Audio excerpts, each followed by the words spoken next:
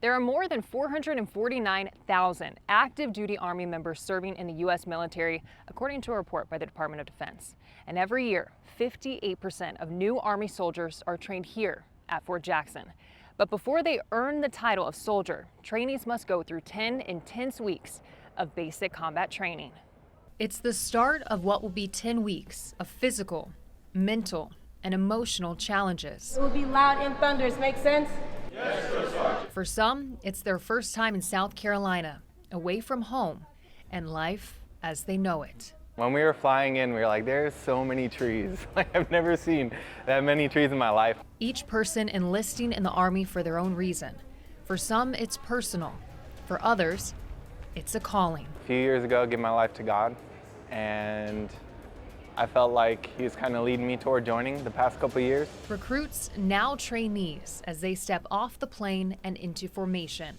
Drill sergeants wasting no time welcoming them to their new reality. You see one of us or you're addressing us, it will be followed by a yes, Drill Sergeant, or no, Drill Sergeant. It'll be loud and thunderous. Make sense? Yes, Drill Sergeant. Trainees are given their first commands before ever reaching base. As they load the bus, instructions are clear. No phones, no talking. 30 minutes of silence as drill sergeants await their arrival. You understand? Yes, Drill Sergeant. Ready to get used to being louder than that? You're going to be yelling for 10 plus weeks. For about a week, trainees are in what's known as reception. Their days are filled with medical exams, paperwork, and briefings as they begin their transition from civilian to soldier. Some trainees are going to come in fit, but they might not be strong mentally, so there's going to be different obstacles, there's going to be different challenges. Once in processing is complete, yellow phase begins.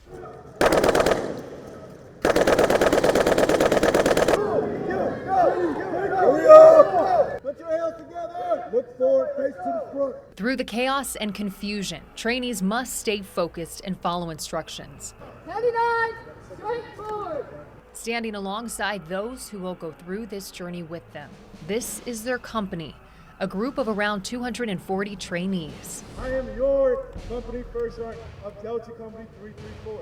After a brief introduction, drill sergeants show the trainees a glimpse of what's to come. As they start walking forward, they're going to become into contact. Contact, contact! Bang, bang, bang! Now it's time for the trainees to show how well they follow instructions in what's known as the first 100 yards. This exercise tests their memory, physical strength, and how they work as a team. Trainees must memorize how these items are placed, transport them to a new location, and place them exactly how they were. This is the first exercise of the many still to come. Hurry up! Hurry up! Hurry up! A trainee schedule is unlike anything most of us experience, with a typical day lasting around 16 hours. So we wanted to see where they get their minimal rest. A senior drill sergeant and company commander walked us through the barracks. Males and females are separated in rooms called bays, each with about 65 trainees. Even here, details matter. They have instructions on how to even unpack, how to have all of their gear. Absolutely. Wow. Standards and disciplines. That's first 72, that's primary goal. We're trying to make sure that they understand that they're no longer an individual anymore. We're part of a bigger team, it's bigger than self. Becoming a soldier is not meant to be easy, but Captain Nikki Lum says there is a method behind all of their training. The goal is to break you down and then build you back up as a team. Trainees rely heavily on each other's support, and on the hardest days, the thoughts of their families back home. It's good motivation because a lot of the time you want to quit, but you got to keep going for them, because if you go home and say you quit, you look like a failure, honestly. Trainees will be tested, pushed to near failure, but those who persevere will become a U.S. soldier.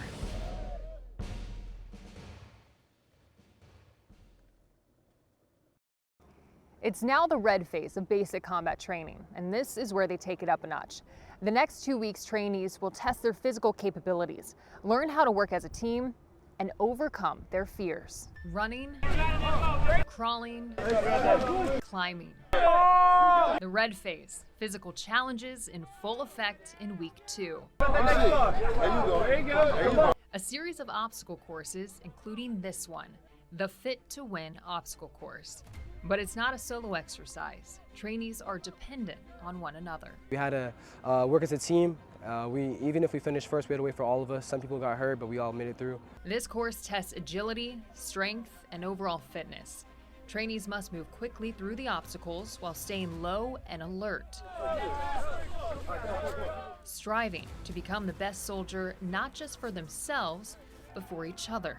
Just doing all these team exercises, if we ever do go to war, we'll have a good battle buddy that we can rely on and just be able to be disciplined, physically and mentally tough. What better way to do that and overcome their fears than on the victory tower? Get behind your back. Yes. Yes. There you go. Rappelling down a 40-foot wall, trusting only their equipment and one another. Once they can understand the basics of trust here in this level, once it comes time to the end of the cycle, they'll have more confidence with each other and know each other's weaknesses and hopefully put them to good use and execute basic training. But sometimes trust is easier said than done. And physically, it looks easy, but like mentally, it's like your state of mind, you feel like you're gonna fall. And realistically, you're not, but you definitely still feel that way when you're going down. Starting on the mini wall, they get a feel for their hand placement and body control, slowly making their way down step by step before they bound down the victory tower. After watching the trainees rappel, it was time for me to put my trust to the test. Lead 3 on rappel. Despite the nerves I felt when peering over the edge, the process is straightforward. Take a step, you're going to hold yourself up with the ropes with your brake hand, you're going to release with the guide hand, and that right there is the first step of them seeing already this equipment's starting to work.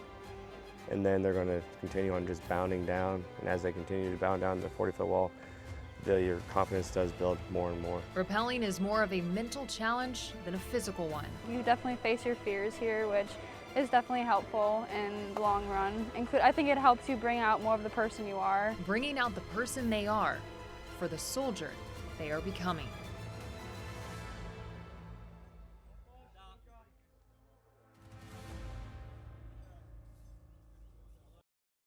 Three weeks into basic combat training, and trainees have laid the foundation to becoming a U.S. soldier. But the work is far from over. They are now in the white phase, where they will train to become lethal soldiers, proficient with their weapons.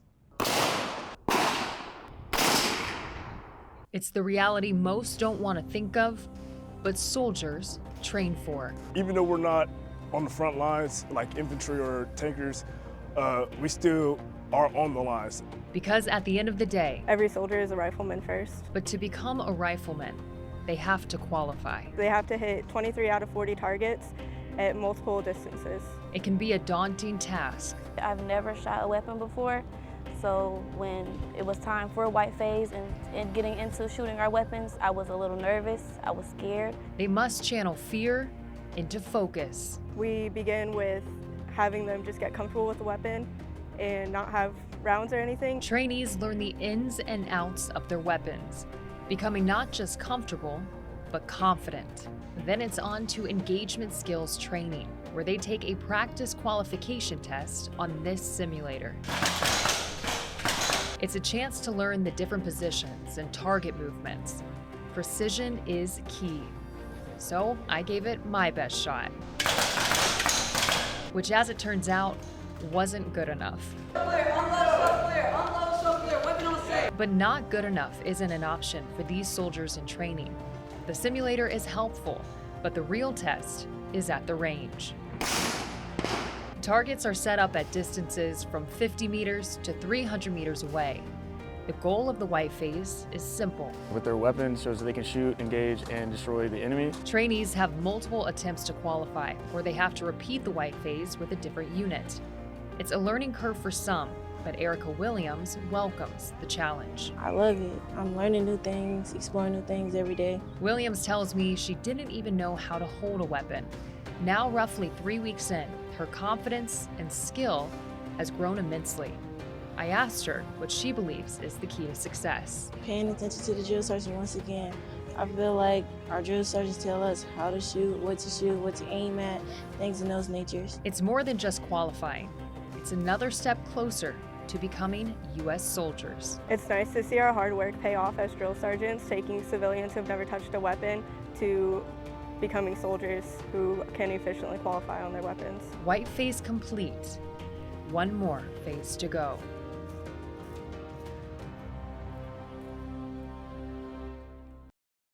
This final phase is the blue phase. Trainees will be tested on the skills they've learned throughout basic combat training, culminating in a final field training exercise called the Forge, where they will dig foxholes and perform offensive and defensive operations in a 72-hour combat scenario.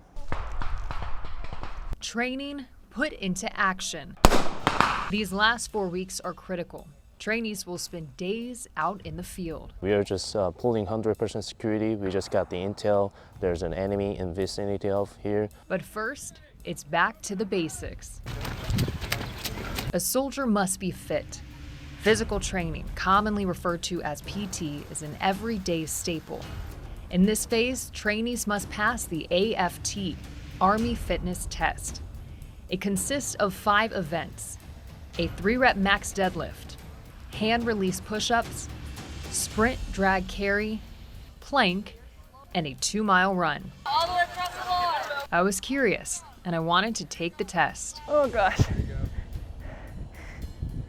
It was not easy, but it showed me the physical standard of soldiers and how these events translate into their real duties. What the sprint drag carry represents is pulling a wounded soldier in a combat environment, sprinting from different cover and concealment positions, and maintaining your balance and your overall cardio endurance throughout those events. Move it! Strength and agility are fundamental to being a soldier. We saw that in action with the Buddy Team live fire exercise. Trainees work in pairs to tactically move through the course. It's a good challenge because you got to be able to move, keep your weapons safe, but cover your battle buddy. So it's just a lot that goes into it, but you got to stay focused. Focus is crucial, especially when throwing hand grenades. Throw. Hand to chest, in your workspace, clip, twist, pull, and then just that pose and follow through. I had to really throw it harder than I thought. I didn't expect, the weight. We train, retrain, and continue to train on it to ensure that they truly understand and trust their equipment and their abilities to actually execute on command when they are told to do so. The blue phase gives trainees the most realistic experience possible. In the night infiltration course, they are surrounded by the sights and sounds of the battlefield. We did high crawl and low crawl. There were a lot of obstacles. And of course, there's a light machine gun pointing at us. That was unexpected, though. The finish line is within sight, but the greatest test still lies between. The Forge is a 72-hour field training exercise where trainees attack and defend against an enemy. We've been going around making sure everyone's been getting their foxholes ready. Will they hold up? And are they undetectable as the enemy approaches? It's a rush of adrenaline, but they can't lose composure. They are depending on each other, helping when wounded. It's more than just practice. It shows that they have each other's back in battle. Being able to work with people that are willing to put that work in, it's just amazing. It really is an honor. Having trust in each other and pride in their service. I always wanted to be a part of the best team on the planet. And guess what? Now I'm the part of the best team on the planet.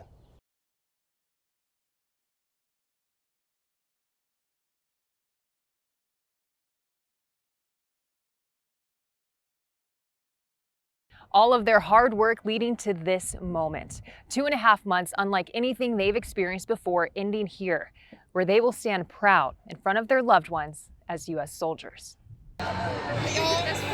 An emotional embrace. I miss him so much. After grueling days, it's a welcome change of pace. Families and friends fill the stands, anxiously waiting to see their soldier. Leading up to that moment, a presentation of the Army's history. It's a ceremony of patriotism as parents watch with pride. Finally, it's time. Silence erupts into cheers as smoke fills the air. The faint outlines of soldiers emerge. The crowd's roar only growing louder as they march through the haze. Loved ones meticulously scanning the rows, searching for their one. Drill sergeants patch the trainees as they are officially inducted as soldiers, a symbol of sacrifice and service they now wear proudly. So we gonna tap out, guys. Families are then welcomed onto Hilton Field for the tap out. A cherished tradition where loved ones tap their soldier, releasing them from formation. As soon as I saw my family, I had to keep it together for the most part, but it was amazing. It was the most amazing feeling ever. A tap turning into a long-awaited hug. Knowing that they were there waiting for me, supporting me, and knowing that today was going to come eventually, it really made it all better. Family and faith carrying them every step of the way. I just kept pressing forward because I knew I could do all things through Christ. It's the first time in months they are seeing their wives, husbands, and children. She has definitely been my motivation to keep going with everything because I know that I want to make her proud. I want her to look back and be like, that was my mom. A feeling almost too surreal to put into words. I'm proud of him. We made it, and it was hard for us too. There's no words. I'm so proud of him and I'm happy to be with this husband. Amazing husband, always. Service is a sacrifice not only for these men and women, but their families. Without her support and her sacrifice, I couldn't make it. So all the success that I made it is because of her. Family Day, catching up on lost time and savoring every second. The next day is graduation, and once again, stands were filled. Families bursting with pride as their soldiers marched onto Hilton Field once more. A moment to reflect on the true meaning and sacrifice of the red, white, and blue.